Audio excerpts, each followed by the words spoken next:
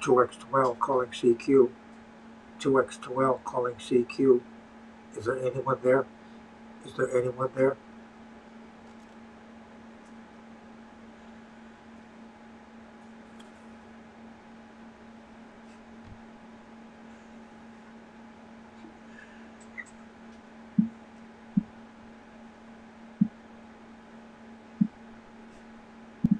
Hi, this is Greg Hildebrandt.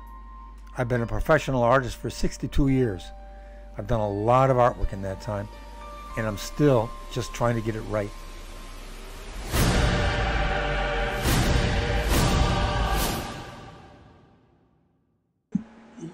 All right. Yeah, I think we haven't got it right yet, have we? Not 100%. We've been close. Yeah, it's good. We've been close, but not a cigar. Where does that go? What the hell does that mean? Close but not a cigar. What does that mean? Close but not a cigar. no cigar. No cigar. Right.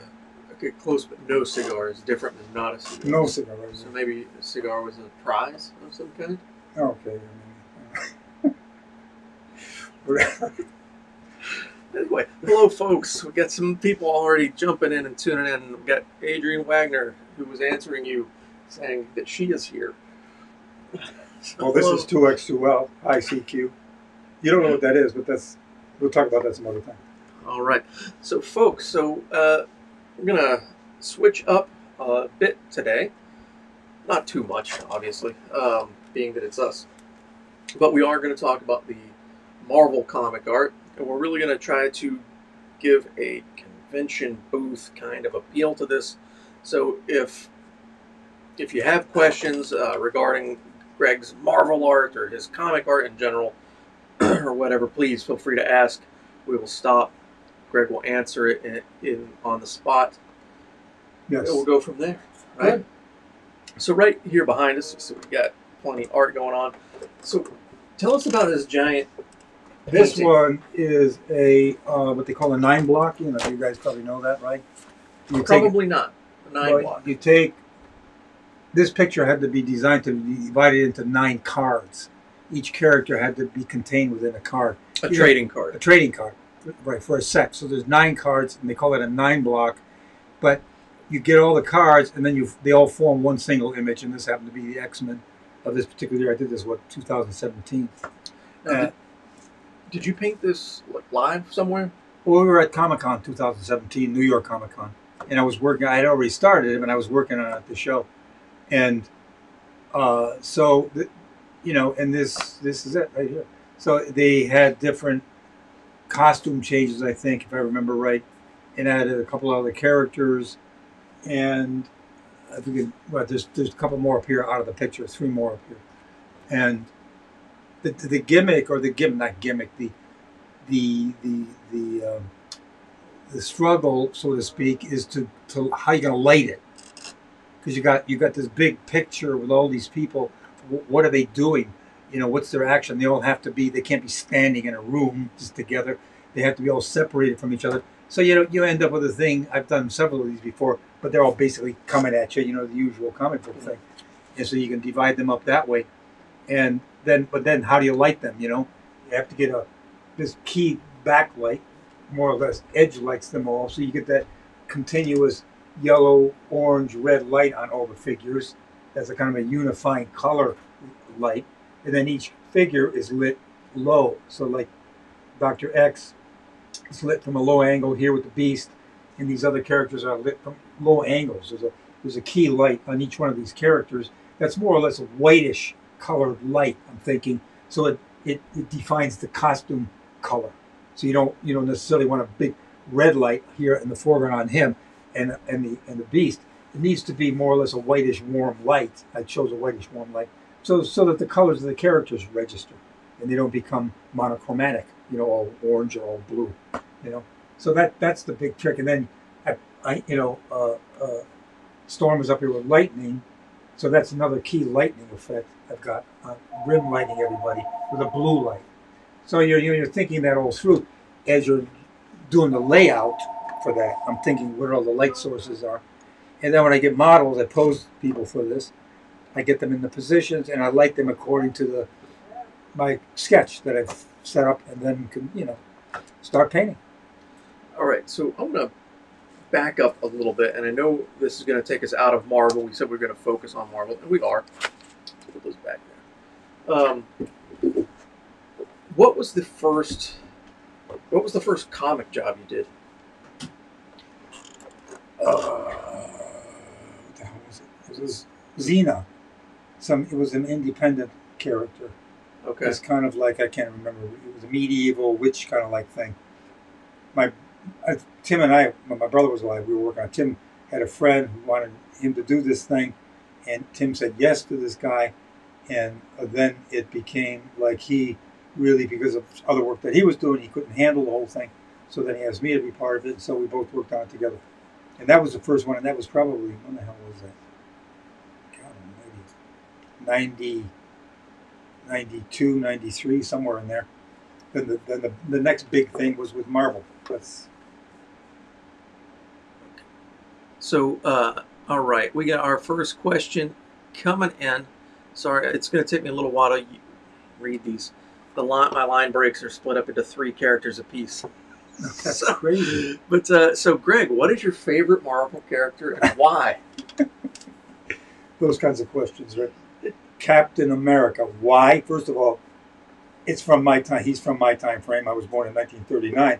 So, and he was invented by Joe Simon and Jack Kirby for one express purpose: to fight the goddamn Nazis. So that right there is enough for me. And then I became friends with Joe Simon in his later life for the last 14 years of his life. So it had a real particular special connection, you know, knowing Joe and Cap. And so he's my favorite Marvel character. Cool. That's the story right there. Very cool. All right. Thank you for the question. And again, keep them coming, everybody. So then what was your first work for one of the major publishers? It would have been the big 2 at the time. DC, Marvel. Well, I took a portfolio over to DC with Gene. Well, Gene called over there. One morning, I've been thinking about it for a while, and she had a publishing company, and we were going into all kinds of other stuff, Unicorn Publishing.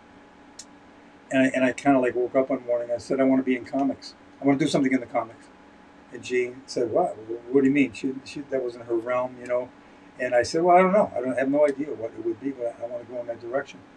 And I had been drawing pictures, you know, kind of like superhero stuff, just in the mornings, you know, just boxing around like a kid again, you know, go back to the kid thing, just drawing doodles. And so we went over to DC Comics, because that was my first choice, actually, because that, again, is from my childhood. Marvel, as we know it now, didn't start till 1960 with Stan Lee and Jack Kirby, basically, with the Fantastic Four. And that was, I was like, by that time, I was born in 39, so I was like well along. And so for me, my memory was for DC characters: Superman, Wonder Woman, Batman, The Flash, you know, all of those people. And so we went there first. They gave me a cover to do for the Spectre, Jerry Siegel's character that he created.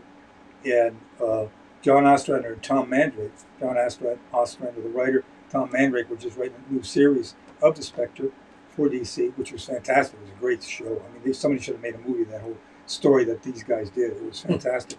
And maybe they still will. I did a cover for one of those.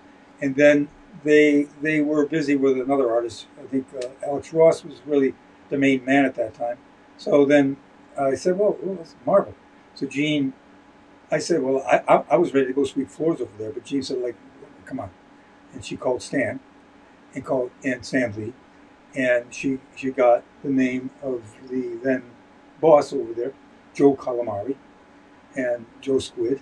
He had a can of squid on his desk.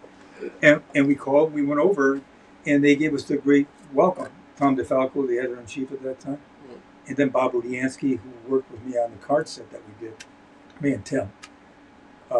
And they rolled out the red carpet. I mean, they said, like, wow, you know, what do you want to do? I said, I have no idea. I want to do something. And so Tom DeFalco, I think the next day, called Jane and said, well, how about a Marvel Masterpiece trading card set? Joe Jusko had just done a painted set, and that did very well. And so then they wanted us to do another set, and we did. It was 150 paintings. But it was me. I had just gone. Tim and I were had separated for a while, and we were just now coming together again, but not working together. We were just, you know, talking.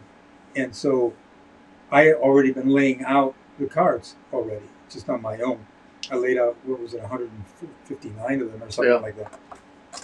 And then I asked my brother if he wanted to be part of it. I asked Jean if it would be all right. What did she think? And she said okay. And so I asked him, and he came in, and we posed it all then, you know, according to my layouts. Okay. Hold on one second. Hold up right there. I don't mean to cut you off, but I want to dive deep into the Marvel Masterpieces set. But before we go down that road, so you were well into your career. Several careers. Several careers in art. All art film, related. Animation, film, children's book, general illustration, yes. Before, Lord of the Rings. Yeah, before you ever worked in comics. So you were primarily known worldwide, again, as a sci-fi fantasy illustrator, having done Lord of the Rings and obviously the Star Wars poster. But then moving through the 80s is when you were doing your children's book stuff, again, among other things. But that's the Unicorn. All the Unicorn publishing stuff. Classics, yeah. Alice in Wonderland, Pinocchio, Peter Pan. And then, so really, then in the 90s is when your comic career really took 94. off. 1994. 1994. Well, the first thing wasn't the card set, which was a poster. It was a 9-block. Again, a 9-block. I think that the first thing we did was a 9-block of the original X-Men group. All right. And then we started the card set. And then we did several posters through that as we did the card set. And then we did lots of cards after that. After that initial card set, Tim and I worked on God knows how many. And it's all they're all in this book. This is the book that IDW just did. And it's a fantastically well done book. And it's got all the artwork that we did for posters, cards, you name it. Now, in the book, I'm going to hold this up for everyone here again. Do you know, does it go in sequential order of...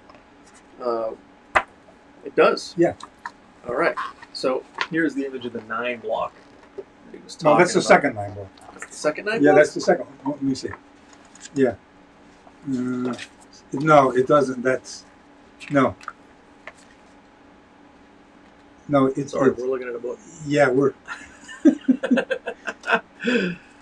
All right. Well, it kind of covers my career briefly here. Like this, there's a shot in here of when Tim and I were making documentary films on world hunger. Let me get the damn thing in there. There we are with a couple of Bolex cameras. Those are handheld cameras. We were just doing grab shots in Colombia, South America. Well, there's my dad there, sitting there on the porch with Tim and me together on the other side. And so, but the book covers my career and briefly, and then starts with what the hell do we start with? So Richard Ham says hello and much love from Plot 13 Studio in Kentucky. Hello. How are you? Well, there's the first 9 blocks. So it does start once we get through the introduction. It starts okay. So yeah. So there. Did you just show that? No. Okay. So there is that original 9-block that he was talking about. Same setup. You see again. Yep. It's like you do the thing. They're all kind of like blasting at you, so to speak. And then, so after that, you really kind of kicked it into high gear with the Marvel Masterpieces. Right. And that was a whole engineering project, how to handle, because we had 6 months to paint 159 paintings. Pose them, shoot the models, and improvise all the costumes that we needed, and props and guns and such. And then draw them again, redraw the pictures. My first roughs, I didn't use those. I used to pose by, to set the models all up for those. But then we redo all from the models and other reference material, redrew them all, and then started to paint. And then we had to set up a whole routine and a schedule. And we were painting on the Duran board, which is a really high quality masonite, for lack of a better term, but very good quality.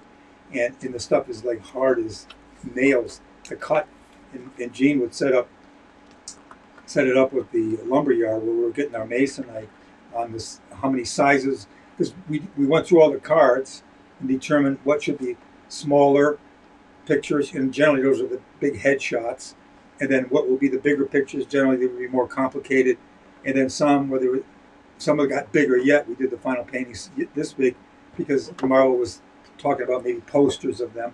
Okay. So we set that all up. Then we had the boards all cut, went to the lumber yard, got them, brought them back, gessoed them all, white gesso, thin gesso coating on the thing, sanded it all down, every board, set them all up, started to transfer them like with like a piece of transfer paper on the Xerox of the sketch, and tape it down onto the board, and then start to transfer, and then divided them up in terms of lighting situations. Daytime, nighttime, firelight, green light, red light, orange light, purple light, kind of like set up a whole thing like that so we could mix up big batches of paint and paint in different cards. So, Okay. I mean, we more or less, we're not just sitting painting one whole card from beginning to end. We were painting bits and pieces of cards that had the particular colors in it, Oh, okay, that's cool. Yeah. And so that made it go faster. I mean, because 159 paintings in 6 months. Yep. How many you got to paint a day? Yeah. Basically, that's what it came down to. So just for reference, when we're looking at the book, this section, it covers all of the Marvel masterpieces. So I mean, you still got a chunky section of that book left that's not the masterpieces, but that many pages. That's a lot of pages. And it's got sketches, it's got the models posing, it's got I'm talking, I'm giving you information, and I'm doing. Glenn Hurdling is doing an initial interview, and so we're doing a talk routine, and then I just start kind of like going on and talking about it, and talking about the characters and some technical stuff, and it's a very well done book. It is really nice job. And one of the things that I enjoy about it is that, again, those cards, I had that set of cards when I was younger, and they look great, but they're like 2 inches by 3 inches, something like that. And this, you really get to see the full. That's the thing too about painting. We talked about this once before. I think you're painting for cards. You got a certain mentality that you have, because your painting that you're painting this big is going to be reduced down to this size, so it's got to read. You know what I mean? When I say read, it should register. You should be able to look at the card and have it be understood of what it is and what's going on. Yeah. Not a lot of business in it, because it just gets too confusing. Now, we have another question. Were you doing Terry and the Pirates at at the same time? Yeah. That's a whole other gig. Terry and the Pirates daily Sunday comic strip. Michael Uslan, our friend, producer of the Batman films, he optioned it from Tribune Media, who owned Terry from the old days, from my days in the 40s. Great. Milk and it's fantastic. And then I was always a fan. And so then, he optioned it. We started doing it. Oh my God, it was insane. That's being in the trenches. Yeah. On the front lines. When you're doing a realistic strip. I don't mean cartoony, cutesy, Yeah. thing. I'm talking machines and hardware, and realistic figures and environments. It's like, woo! It's a challenge. Tex Blaisdell, the inker. Great Tex. I was teaching at Joe Kubert's school, where I went over to gain some counsel from Joe on inking, and then Tex was a grade from the golden era, and he was an inker, and he taught at Joe's school. He takes me, and it was kind of like fatherly embrace. He said, "This will make a man out of you." That's too much. So, again, we're gonna going back to this, the book, and talking about how the masterpieces took up that section, but you have a lot more stuff in here. So you've made a transition. I'm going to say there's probably a lot of people that only know you, maybe as a comic book artist. Yeah, probably. Yeah. And I'm sure that's what it is. I mean, I'm going, 94. So how many years ago was that? It's quite a while ago. It's quite a while. What the hell is that? I don't know what that is. But I mean, and that's the gig, though. I mean, when I wanted to do it, some people said, "What?" Every time I jump into something new, which is what my whole kind of like operational system is, I have been since I was a little kid, is I like a lot of stuff, and I don't want to just land on one thing and specialize in. and but when you do that, and people get to know you for this thing, and you jump over here and do this thing, it's kind of like perplexing to them. I'm not sure why, because variety is the spice of life. It is. And yeah, I think a lot of it is that people. It's like with music. It's a rock. Say you sing a popular, a rocker, Led Zeppelin. Play me "Stairway to Heaven." You know what I mean? No, I don't want to hear that new thing you just did. Yeah. I mean, it's like that kind of. I think you want to hear that thing that you were a fan of back whenever. But no. So in any event, that's a long thing. Yeah, people know me for that. And that's your expectation. So before we move again too much further onto this, I do want to point out, we put it into the description of everything and out into the email blast and all of that. But I do want to make mention right now through Monday, we're offering 10% off. It's a convention, a non-convention exclusive offer for the live stream. Use the code LIVE1 when you go to the gallery to purchase anything Marvel related, such as the book, and you will get 10% off. Now, when you do that, the 10% discount's not going to reflect in the cart. We enter all of that stuff manually, and so your card will be billed the appropriate amount. You're just not going to see it initially when you go through your checkout. That's anything Marvel related, including that 9-block fanning. Yeah. So anyway, okay, now we have to do our business. We have to take care of our business. Yeah, well, it's all that's what we. Right. That's why we're here. So it looks to me like the next phase you went into was doing posters, and again we've got this one for the X-Men 2099. Nice. Again, shot. The deal is, composition is number one. Where do you set it up? How do you set it up? What's happening first of all? What are these guys doing? These people doing? How do you position them? How do you light them? That's always the issue for Tim and me. How do you light it up so that each character is distinguished, each character is clearly defined, and interesting lighting, different colored lighting. That's the beauty of this idiom. That's what I love so much about it coming into it.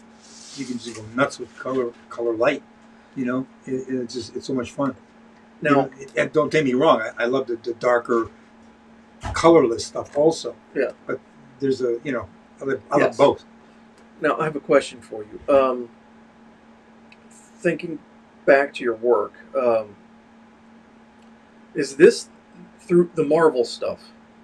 Is it the first time that you really moved into the amping of the colors and the saturation? I think we did it with Ursharak, our story. We started the discovery of dioxazine purple is the issue that created that ability. That how do you amp up color?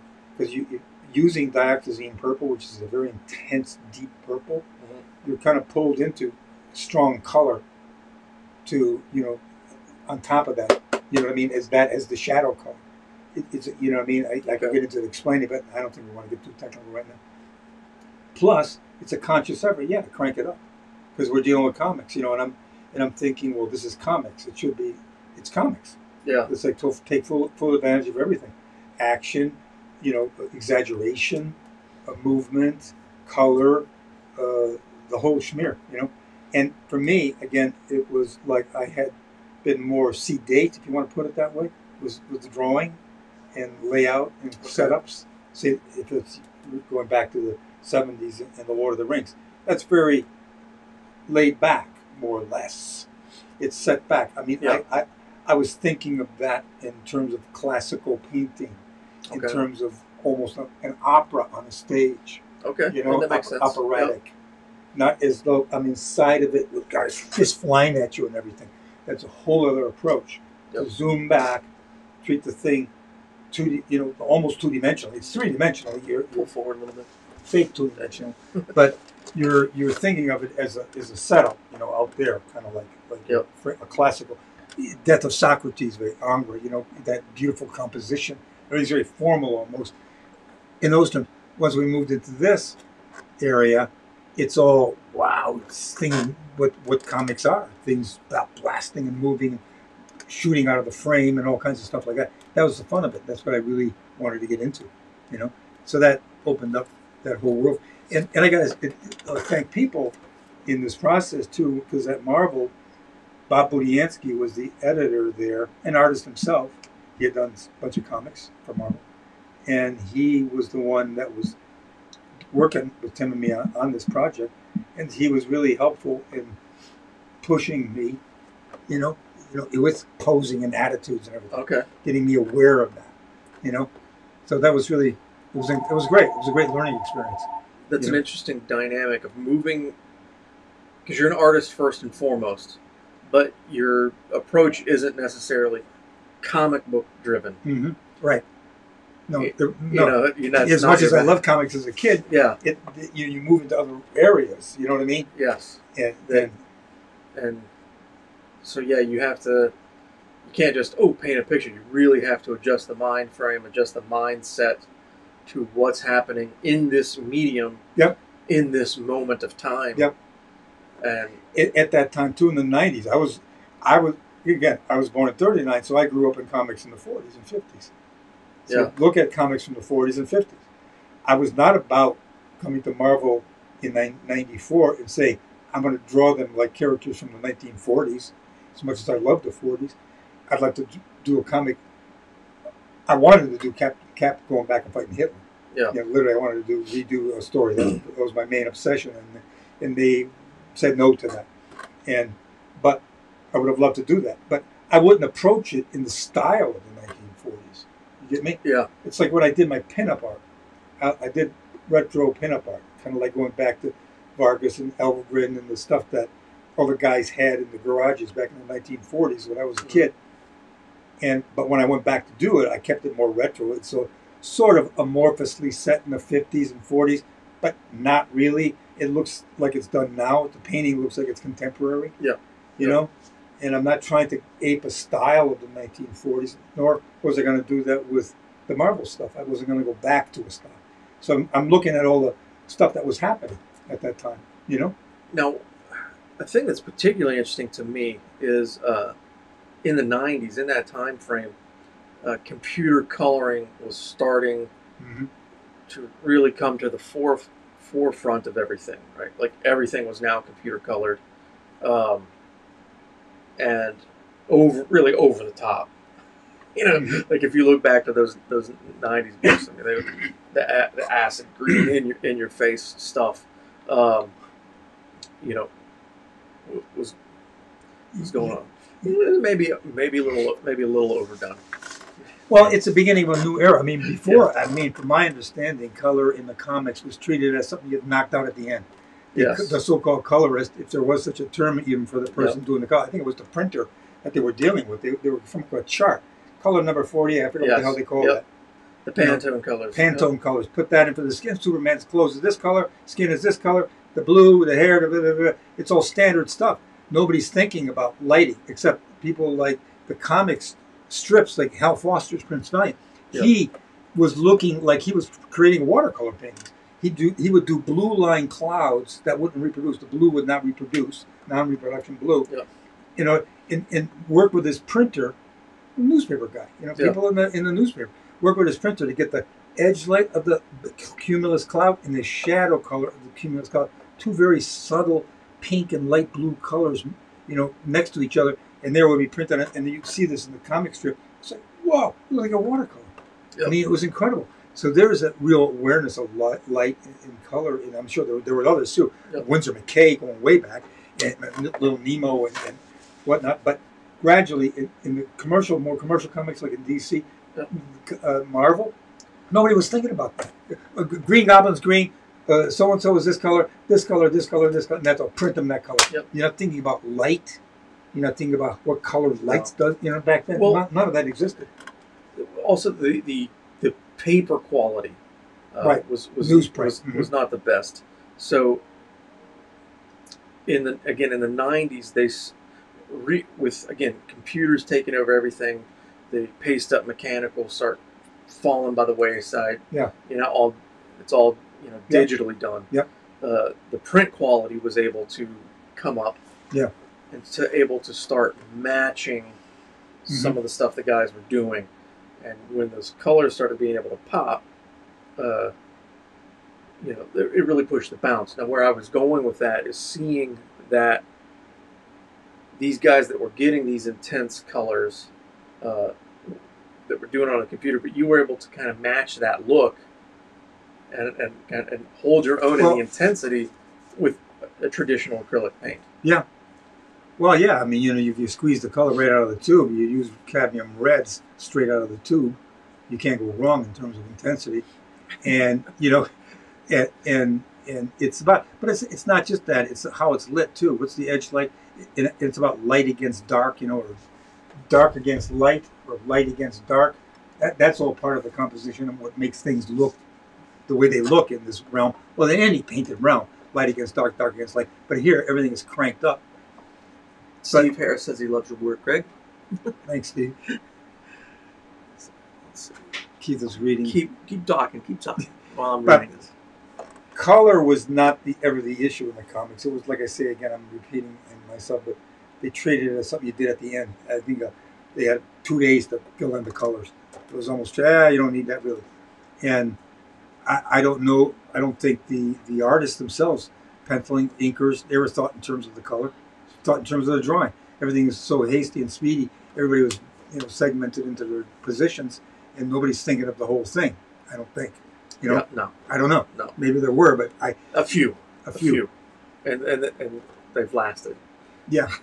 So, off topic of Marvel for just a quick moment, because we want to answer as many questions as we can, and we've touched on this a few times, but look, Richard Hammer, what was the inspiration behind the Black Sabbath album art? Well, that was a nightmare, a dream I had. Coming out of a circumstance back in the day that I was going through a lot of turnover in being torn apart mentally, spiritually, in terms of my politics, my religion, my everything, from my past into the present. And I was going through a lot of changes. And it was a gigantic struggle. Without getting into all the bloody details of it at this particular moment, that's a story for another time. And that image came out of that time frame that I was going through, and it wasn't something I consciously sat down and came up with, like a layout like this. I got to do the X-Men. I got to put so and so in there. That's a conscious effort, a knowledge ahead of time what it is you're going to do. This image didn't come like that. It came to me at that state where you're drifting out of your conscious state into your subconscious state, going to bed, sleep. This image formed. And then I saw it. I let it go. You let the image go in your mind at that stage, and it became a whole sequence. That stretched skin on the rack. That was these hulking figures' last victim, and they were coming towards me, and I was their next victim. And that's when I kind of snapped to, or woke up, or what the hell you want to call it. And I sketched it down. I drew it, and then sometime later, I did a bunch of sketches on it, just kind of and then painted it finally. So yeah, I believe we did a whole show on that. I think. Yeah, one of our earlier episodes, like a whole show on that. Yeah. That painting. So. So that's detailed. Yeah, go back and check that out because the story is fascinating. I'm going to show this book in front of that book one more time. All right, that's the Marvel art of the Brothers Hildebrandt, and you can get this in bookstores. However, what you can't get in bookstores is getting it signed by Greg. Now, the other option you can get for a little bit more money is what we call a Remarked Edition. And essentially that is a sketch by Greg. And there he's doing a few characters as remarks that he could put in there for you. And he puts it onto that black paper right there in the front of the book. Silver, ink pen. I draw with a silver pen. So, yeah, then after the cut, well, here's one. Look at, and we would do this stuff too. Here's one that Adam Kubert was doing Wolverine and Sabretooth. So he wanted us to paint it. He did the drawing, and then Tim and I did the painting. And That was a lot of fun. Now, is that the? I'm trying to think. I know. Is this the first time that you worked with? Yeah. A third party. Yeah. Yeah. Absolutely, it was. You're right. Yeah. Yes, that was the very first time. I haven't done it very many times since then. Yeah. No. Definitely with nobody from Marvel. Here's a weird thing back in the day. Whoever made these decisions is very... Adam. Did it with Adam again. Yeah, with this particular thing, yes, I'm jumping backwards with that idea in mind of working with someone else. I mean, what jumped into my mind was, like I said, I knew Joe Simon, and we were talking quite a bit. We go over his apartment in New York City, Gene and myself, and my daughter Mary then, and we sit around and talk, and we kind of like revolved the idea that he would, with Gene, I think might have been Gene's idea, I can't remember exactly, that Joe would draw a Captain America scene picture, and I would paint it. And then Gene brought it over to somebody at Marvel, and they said, nah, not interested. I'm not sure why. It seems like a kind of a no-brainer to me. Yeah. With Joe Simon? Yeah. I mean, sometimes decisions aren't exactly... Yeah, that doesn't make a whole lot of sense. Doesn't make a lot of sense. Maybe it's something personal. I get a couple compliments coming in for you. 1/6 shooter. Oh, hey, how you doing again? Good to see you again. He says the Bob Rule show was a great show. Oh. And Mark McNabb. Hey, Mark, how you doing? Said the Hildebrandt brothers took comics to a new level. Great, excellent work. Thank you. I agree. I mean, it's like it's about enthusiasm and excitement. It's like being completely turned on, not about what you can get away with, but what the hell can you bring to it. That makes it something. I mean, it isn't like I'm trying to do something new at all. I'm just trying to do something that turns me on. That excites me to paint and draw. Yeah. This next poster I'm going to hold up, one of my all-time favorites, Marvel posters, which is when you see this thing, actual big size, you really get the sense that he's at the window. Spider-Man is outside your window. It's fantastic. Now, moving into the next big project, I mean, I know you went through several posters and iterations and all that stuff that's going on in here, but you then ended up doing an illustrated comic, right? Graphic novel? X-Men 2099. And I'm not sure why that ended up as the one. Again, I'm going backwards again to talk about Joe and Cap. And I suggested, in fact, I drew several pages. I still have them, of Captain America and, and going back to World War II. I drew a whole sequence of Cap, outside the bunker, the mountain fortress of the Red Skull, and, hiding underneath of a truck as a truck enters the fortress, and jumping out and getting inside, and there's Hitler's in there, and he's got Bucky strung up upside down.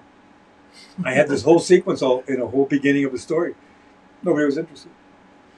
I thought that was, and it was like, I mean, maybe they were trying to think of what was going on in comics at that time, or with Captain America at that time. Now, really, in the 90s was when I was collecting, in the first part of the 90s. That's X-Men were huge. Yeah, gigantic. Jim Lee was doing X-Men. All the stuff.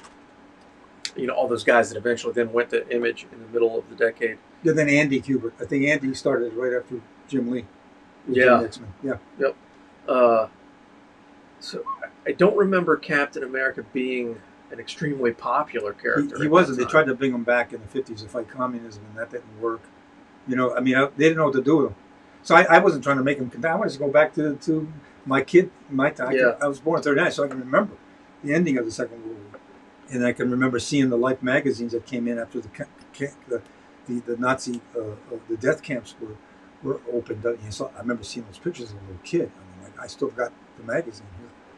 It was like devastating to me, and I wanted to go back and do something with that. The camps and all that with Captain America. Yeah. And I don't know why that kind of a thing doesn't register. because it's like, to me, it's the big picture. It's like, what the hell, what's a superhero created for, except to fight that kind of monstrous evil, and to remind people of it. It's like, it should always be, never forget this. Yeah. Bring it forward. Never forget this, because we can repeat it all over again. It's true. It is very, very true. Sometimes, again, people get in their head like, we don't want to do that. Well, here, let's go back. Yeah, go on. I was going to show that picture of Shang-Chi. Oh, you are new movie out. Oh, okay, right. There you go. Okay. So, this also has reproduction of all Greg's blackboards, as we call them. Yeah, they're black. Right. I started on a black piece of illustration board and started to work it with Prismacolor pencils and then some paint. But here's the one. Let me just go back. Yeah. You can talk. Where the hell is that one? So, shoot, I kind of lost my train of thought. My apologies. Let me see what's going on in here. Richard Hammer. Really love the old Charlie McCarthy type puppet work. Oh yeah, that stuff is. Yeah. That's what.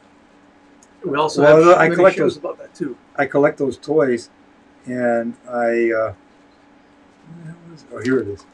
Here's one of my proudest. I mean, it's a centerfold, but I did this at, like I say, Joe had already died. Joe Simon already died. It was Captain America's 75th anniversary, and I just wanted to paint this picture. Can you see it there? How can you see this? There you go. Yeah, that's good. It was a paraphrase, a takeoff on Joe and Jack's original cover of Cap busting into Hitler's lair and giving him a right hook. But I did my own thing when I was trying to reconstruct their cover. I just wanted to take that scene and have it be that, and so I researched it, and I made it Hitler's bunker, and I made the whole wall crashing in, Cap's really busting in, and I put the Nazi flag up on the wall, which is in the original book, their original cover. And when Marvel, Gene then sent this over to Marvel, the picture, even though I had no intention of doing it for Marvel, I was doing it for myself, and remembering Joe, and it was the 75th anniversary of Cap, and so she sent it over there, and they used it then for a cover, but they couldn't use it with the swastika on the cover. This is how they printed it, so we got a lot of light glare. But they suggested that I put a world map, and so I did that on a separate piece, and then it was merged, Yeah. And so anyway. So this is one that is offered as a print. Again, you can find these on the website and get 10% off with the code LIVE1. All right. We have a whole bunch of these prints. We're going to show them off here in just a moment before we go on. We had another question for you, Greg, which is, what is your favorite Easter egg that you have hidden in your art? One of them here, just when I was talking about this, it's kind of very Greeked in. It's Greeked in, It's roughed in. Let's take this out of the sleeve, so it doesn't shine so much. Easter eggs. Yes, Easter eggs. Well, I was painting this picture, and just for myself, and I guess Jean had already thought that she'd send it over to Marvel. So what I had here, just on Hitler's desk, over here, I had a picture of Henry Ford. People interested in history? Well, Henry Ford was a motherfucking, excuse my English, Nazi lover.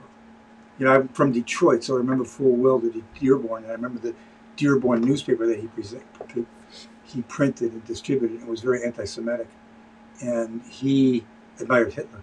So I was sticking his portrait on the picture. Gene walked in and said, "That's a little too obvious." So I said, "Well, what the hell? Okay."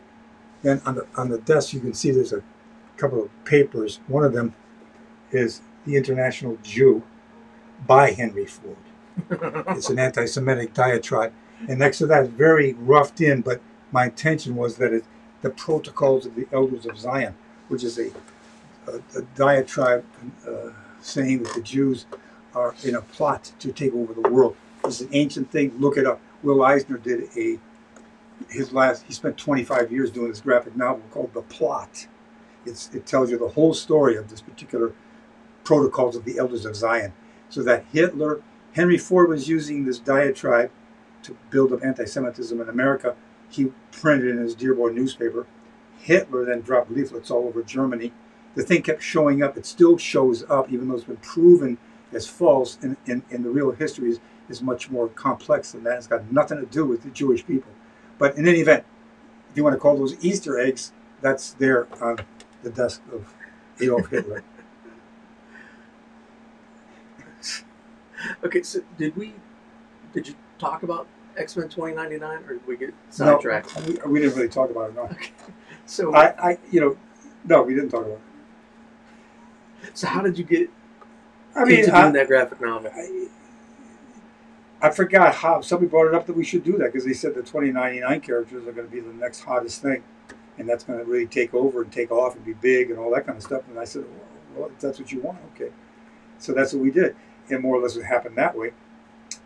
And then, we laid it all, Tim and I laid it all out. We drew the whole thing out, got models, posed everybody, did our usual thing in terms of setting it up and painting it and working out the color combinations so that we could do it, make it an assembly line type thing, Tim and me working together. Yeah. And did that. And the interesting thing is Marvel, when they printed it, though, they decided to change the pagination. Pagination is the pages aren't reproduced in the same order, and that means there's all the double spreads that we had designed. No! They were cut in half. You saw the one half of the spread on the right-hand page, and as you turned the page, you saw the second half of the spread on the left-hand side of the page, and they printed the whole book that way. And you didn't know that. I did not know that. I'm standing here with my mouth open. And Gene said, "What the hell?" And they said, "Well, that's that. We're not going to reprint it." So they had a very, very. I don't know why people were just kind of like very weird. That says it's like, yeah, what the hell? So that's been done properly. This then is the first time yes, in right order. You can see X-Men 2099 Oasis printed properly. That's right. That's crazy. I did not know that. Yeah, it was quite disconcerting to get it and look and see pictures cut in half and then these stuff. It's like, because people are reading it, they're thinking, why the hell did they lay it out like this? Yeah, that would totally go on you. Everybody would think that was on you. Oh my god! So this beautiful spread would have been broken up. Oh my god. Okay, we had a fun question here. We might need some clarification. If you could turn anyone into a superhero, who would it be? Oh, jeez. If I could turn somebody into one? Yeah, okay, now, we might need some further clarification on your question, Tim. Go with that. I mean... Is he a mad scientist turning someone into a hero or villain? Is it... what kind of power would he give them? Or it's like, man, that person is a superhero... or is it, I'm going to paint this individual as a superhero? Well, I mean, look. Yeah, we need clarification. Yeah, okay. Yeah, please. But this just, I mean, I you know me, I kind of go over the place with my mind. Yeah. Superhero. There's so many out there that don't need to be made into superheroes because they are already there. The ones who deal with suffering every day. Horrendous, whatever that is, physical illness, those who will run into the burning building rather than running out of the burning building, the people, on and on and on. Anybody that puts themselves on the line with their lives to help somebody else out, doctors, scientists, firemen, police, mother, father, somebody working for civil rights, human rights, gay rights, they're all heroes. They're all superheroes as far as I'm concerned. So there they are. Only they don't wear these funny costumes. Yeah. They wear other kinds of costumes. Whatever they may be. Uniforms. So, it's the required. So if you can clarify that question, I'll try. Yeah, we can go super deep in the imagination, or maybe that answer was satisfactory for him. So we got a couple people commenting on Ford, and yeah, I didn't know that either, Adrian. Yeah, no, he was a monstrosity. No two ways about it. So,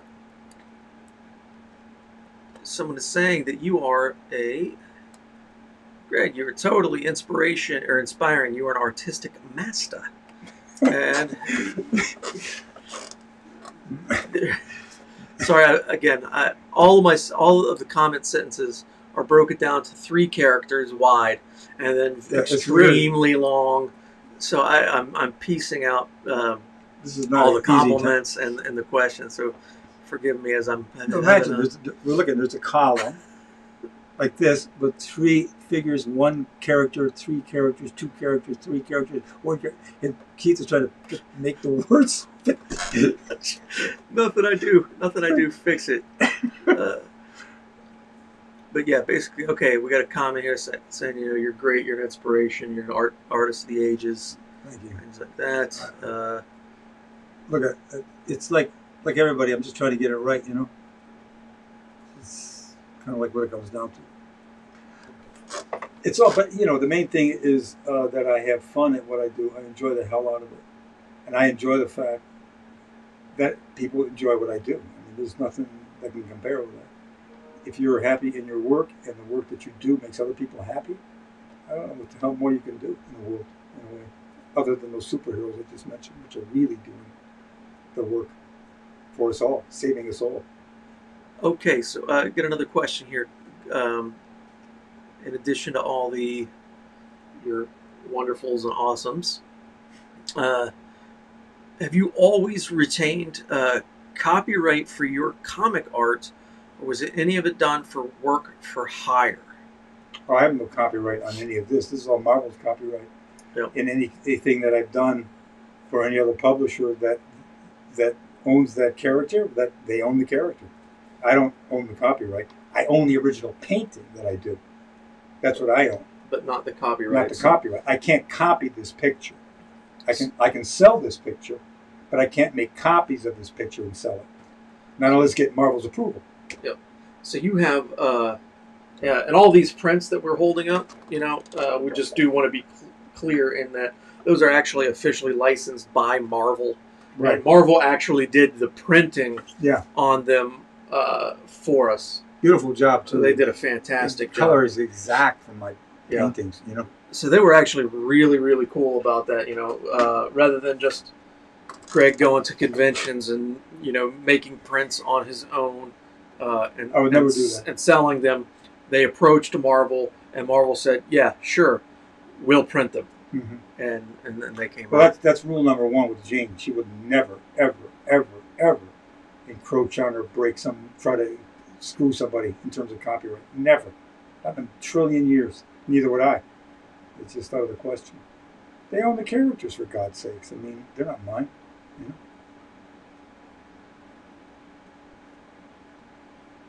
That's Keith is trying to. Your answer was satisfactory. So Tim got back to us. Oh, the answer you gave was satisfactory. Okay. So, we mentioned.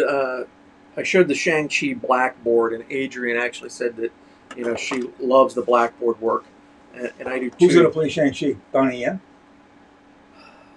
I cannot remember the actor's name. Too bad. I love Donnie Yen. Totally became a big fan of his, man. I hear the movie's great. Oh, this one, yeah. I haven't seen it yet.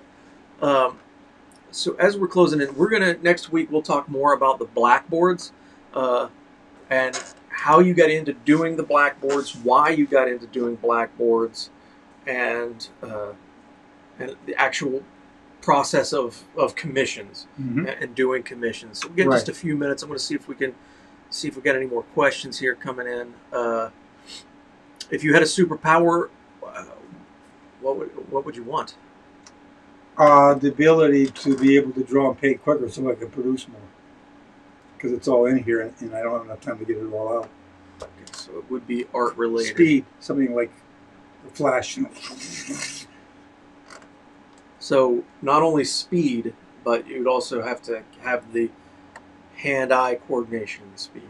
Yeah, maybe someone, a time traveler, that I could go back and fix up stupid shit that I've done in my life. You know what I'm saying? Do you recall working on a home for Tandy? Absolutely. That was a fun book to do. That was like very nostalgic. We treated that like a very nostalgic throwback to kids' books that we grew up with. And it was done for Platt and Monk, classic publisher in the Bronx, actually. And I don't know if they're still there, but they did the little engine that could. They go way, way back. And we did that book, treating it, like I say, more in a nostalgic manner of the books that we grew up on as a kid. Johnny Gruelle's fairy tale books, and stuff like that. Do you have a list, or does Gene have a list of all of the children's, like your early children's book work? No. I've got a bunch of, I've probably got a collection of about 80% of what I've done, 70% of what I've done. But not, I don't have everything. It's just, you don't think to keep stuff back when you're doing it, you're making a living at it. You just, you know, boom, boom, boom, boom, boom, boom. You don't end up keeping stuff, or the publisher doesn't end up giving you anything. Most of them didn't. Yeah. You know, they wouldn't give you books or anything back. It wasn't like that. And then, what pop culture property would you like to work on that you have not had the chance to work on yet? Culture property. You mean somebody else's property? Well, right now in my mind, it isn't anybody else's long time. I wouldn't want to devote a long period of time to someone else's property. I have a bunch of them over here on shelves and racks that are my properties. That I probably would want to pursue those. I've done a story with my son on Nikola Tesla. He wrote it. I've laid out six books already. 6 books tell one story, and things of that nature. I've got a bunch of sequential art stories that I've done over the years that I would prefer to pursue. I wouldn't necessarily go to anyone else to look to pursue long-term projects with them, even though at the present moment I'm really turned on to the fact that I'm working with Heavy Metal Magazine, and I did covers.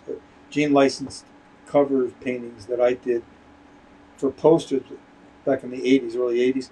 I mean, we've connected them with the new people that own and run the company, and they're fantastic. And I love them, and they're just brilliant. And so I'm glad to be working on them on a couple of books that they've created along with other people that I'll be doing work with them. But they're interested in my original work also. So it's a great combination of stuff. You know. So Dennis Murphy, Dennis, I'm gonna ask the question. Now that you're famous, Greg, how do you negotiate this kind of like licensing deals with clients? What is fair and typical? If you can elaborate, I don't know if we have a lot of time to get into that. That would be Gene's category. But we have answered that in future podcasts, and we will answer that again, maybe at a later time, because that's a show in itself, or a half a show anyway. Yeah, but I wanted to acknowledge that question you were there. That's a great question. Meaningful, important question. Someone saying, watching from Scotland, enjoying the conversation. Oh, hi. Thank you. Looking forward to it. It's okay. Sorry, I'm mumbling to myself as I'm trying to break out these words. We're gonna have to get this straightened out. Yeah, I have no idea why it's.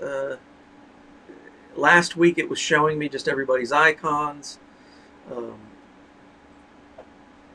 This will be the last updates I will give to this project. My Illustrated Dragon.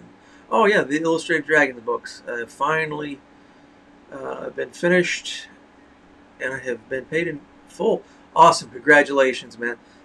This person, I think you'll recall, they've been asking questions about like how long does it take and stuff to do it, and in the book over several episodes. So, hey, man, it's great to hear that you finally finished the book and that you got paid for the job. Congratulations.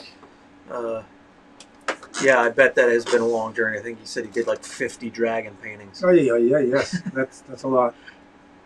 All right. The thing is, you gotta love that too. That's the whole other thing about sequential art. Certain illustrators, they hate doing more than one picture of a character. They can't stand the whole idea that you draw this character over and over again and always do it. And to me, I've always loved that because you can become these people and they become real for you, and you can move them around and throw them into situations, and have stuff happen. It's very much, it's like being an actor or a film director, Yeah. So Sharon Karras says that she hopes that there is a biography of Greg's life in the works. Yes. Well, there's a documentary underway on my life. That's right. They've announced it, right? So we could. Yeah. So yes, there is. There's a documentary, and as far as a book, yeah. I mean, there's a bunch of stuff that's autobiographical that will be, coming out, and I guess I have been, making notes on my entire life for quite a while. I go in and out of it. I'll sit and write for a while, and then stop for a year, and then come back and go back to it again, and that's all. I remember at one point in time you had a stack of pages where you were drawing it. Yeah, I've got a bunch of drawings of my past. Yes, I started doing it that way. I started drawing. Remember, I went back to the very earliest memory that I had, the way to start the autobiography. What's the very first thing I remember? And I really could get to it because it was, again, a recurring dream or reality. I was never sure.